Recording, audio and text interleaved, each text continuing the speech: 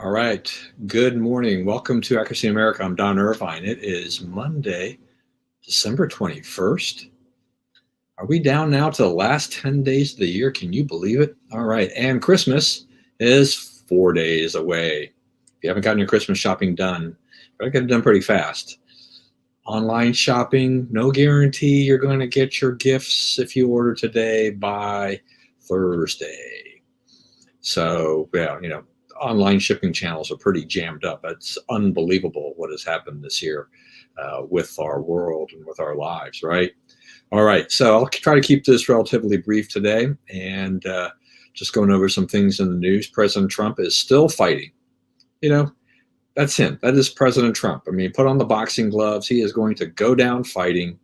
Here he's got 30 days or thereabouts before the inauguration, and he's still fighting on the election front, trying to get Supreme Court of the United States to throw out the Pennsylvania case. I guess they want to overturn the Pennsylvania race.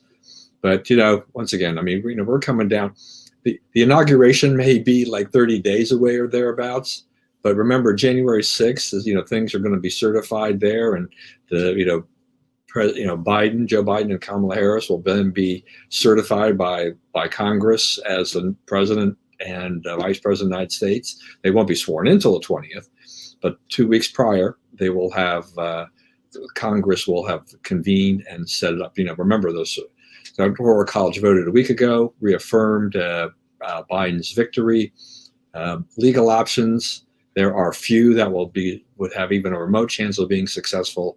I know this makes a lot of people angry and upset, but that is unfortunately that's our country. I mean, if you believe in this republic, then you need to kind of follow here and not, and just say this is what we're going to see for the next 4 years. We can do things and we can work on other things.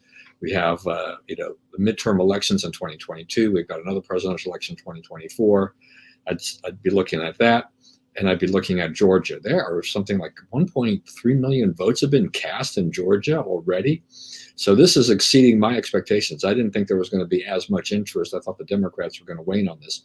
But it looks like it's probably going to be a pretty close race. I mean, I'm thinking the Republicans get at least one of the two seats, and that's all they need. I'd love to have them get two, but I don't know. We won't know until all the votes are counted. And, this absentee ballot thing to me is still, I don't care what state it is. I think that it needs to go back to the rules of how it used to be.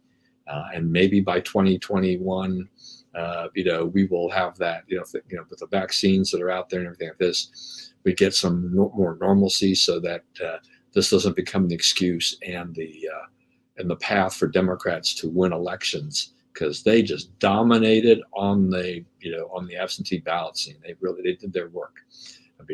So anyway. With that, as I said, the vaccines are rolling out. We have the Moderna vaccine now being approved. So we have the Pfizer-BioNTech vaccine from the week before. So now we've got two vaccines. I think, we've got, there's, more yet to come that are waiting for approval. And so that's good. And they each have, they're done, they're created differently, manufactured differently. I think the Pfizer vaccine requires 2 shots. Moderna is 1. We have had some side effects, but remember, the side effects have been very minimal. If you're going to think about it, if you're starting to vaccine, hundreds of thousands of people, and they expect that maybe 100 million or more by the end of the first quarter of 2021, there's going to be side effects.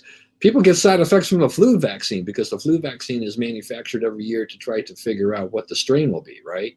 So it's always a little bit of a guessing game, and sometimes they hit it pretty right, and sometimes they're a little bit off. So you just don't know really what you're going to get, and all of our physiology is different. How I react to the vaccine might be different than how my wife reacts to the vaccine, in all likelihood, right? I'm sitting tight. I'm not, I'm kind of ensconced in my home more or less anyway. I get out to do some shopping, but I don't do a lot of things like I used to do at this stage.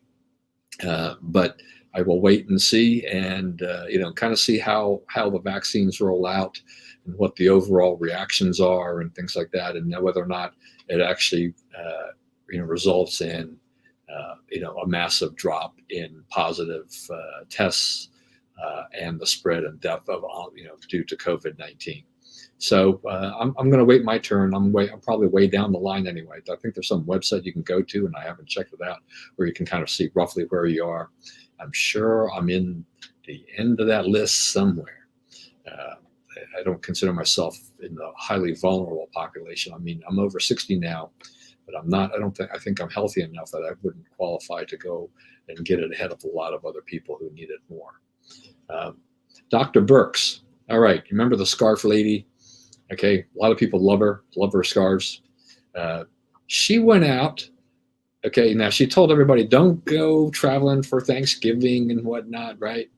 And yet there is a news report that says that what she did is that she took her husband and her children and then their children, their grandchildren, so 3 generations of her family to New Hampshire over Thanksgiving. And they shared a meal there. Now, she says it wasn't for Thanksgiving, but they were trying to winterize a house for potential sale. Okay. Yeah, all right. I mean, yes, you have to winterize a home in a cold weather climate, no doubt about it, if you're not going to be living there. Okay. I get that. But do you need to do it with the little kids too, or whatever? Can you find somebody else? Can you could hire somebody to go and do that potentially too, or you just do it over the course of a few weekends. I think there are better ways of doing it, but it makes her look like a hypocrite to a lot of people that she tells everybody not to go travel, and then she travels, and then her statement is that she wasn't doing it for Thanksgiving, but for this other purpose. I don't think it passes the smell test with a lot of people. When you're on that level, when you have those higher profiles, you need to follow rules. I mean, look at all the politicians in California. They went out to the French Laundry and had these birthday celebrations and these other parties after they told people not to gather, right? So, the hypocrisy is out there, and it comes from all sides. And people have, they sometimes they do these things without thinking about the larger effect. If you're on the national stage like Dr. Birx is now, don't do that. I'm sorry. I mean, there's got to be a better way for you to do this, because now the media comes out. Now you got to do damage control, and I think that's just a mess. Just to tell you the truth. Kevin McCarthy still fighting, still pushing Speaker Pelosi to drop Ted Swalwell out of California from the House Intelligence Committee.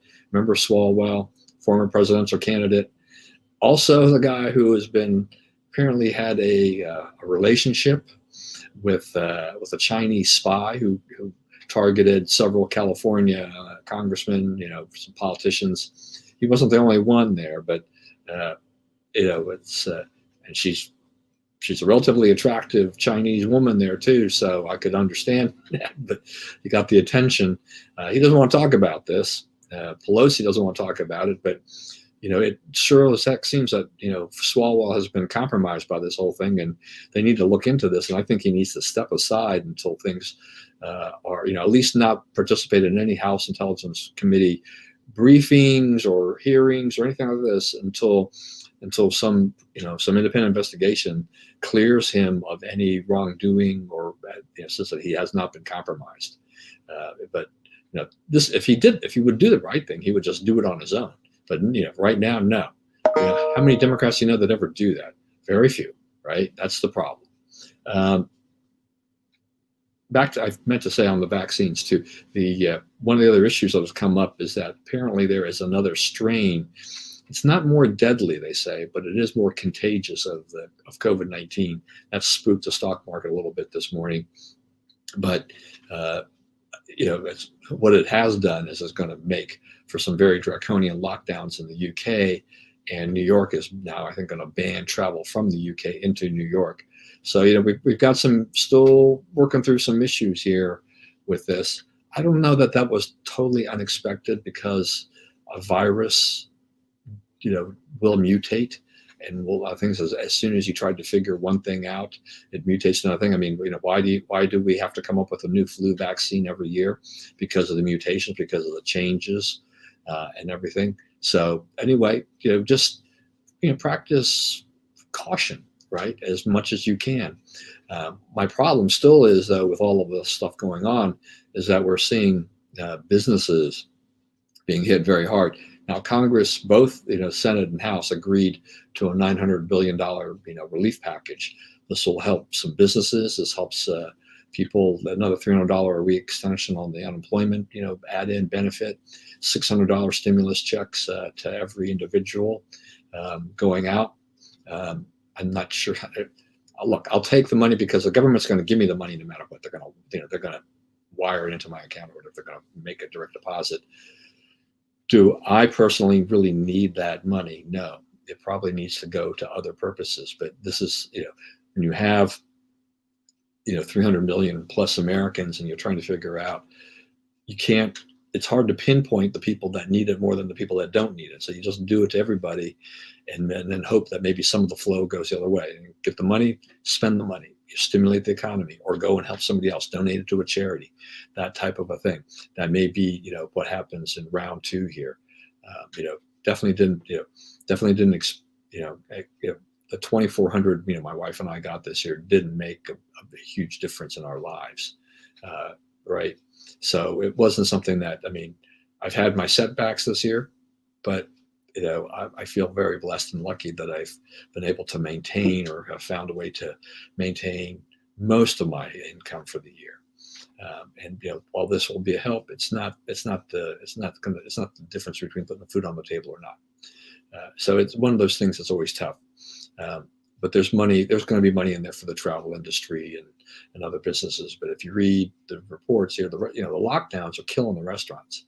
And this, this latest, where we're seeing, what really bothers me is that when we see that, based on, what studies, contact tracing and things like that, when they're showing, 1.5%, 2%, let's say 2% or less on the contact tracing, that shows that restaurants, indoor dining is leading to positive test cases.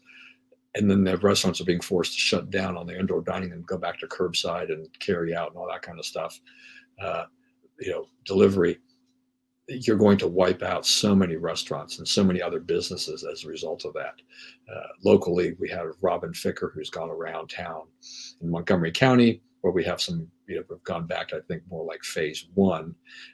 And there are lines developing at some stores now again to get in because of the restrictions. This is just craziness. You're hurting businesses. Which then hurts the workers. People have to lay off people. The trickle down from this is just, is incredible. People don't really think about the chain of events, the domino effect that, the business is forced to cut back, slow down. They lay off people. Those people can't afford to pay their mortgage or their rent. The landlord tries to give them a deferral. But then, after so many months, they're basically out of options because they have a mortgage to pay. And so, and then they have things that they have their obligations. Excuse me. So as a result of this, you have a domino effect, and you can only plug those holes for so long with government money. We're just going to print the money for now. We need to reopen the economy and let people make their choices. If they need to wear masks, I'm not a mask fan, but if they need to wear their masks, and if it helps slow it down, if you can prove that it slows it down, fine. But if the businesses are being proven, if they, with all this technology, if they're proven that what their precautions are not contributing to an increase in COVID-19, then why are we punishing them? The governments are saying, well, we don't trust the people enough to do this. The restaurant owners or business owners may be responsible, but we don't trust the patrons. So as a result of that, we're going to punish everybody. It's too bad. It's just a real shame that we have come to this. And look at where most of it happens. Not all of it, but most of it happens with liberal politicians. Most, but not all. All right, that's about it for today. I said I'd try to keep it relatively brief. Thanks again for joining me. Please, as always, stay safe and stay well. Remember, we live in the greatest country in the world. Do not let anybody tell you otherwise. God bless America, and I'll probably see you on Wednesday with the final show of the week with Brian. Thanks a lot. See you again.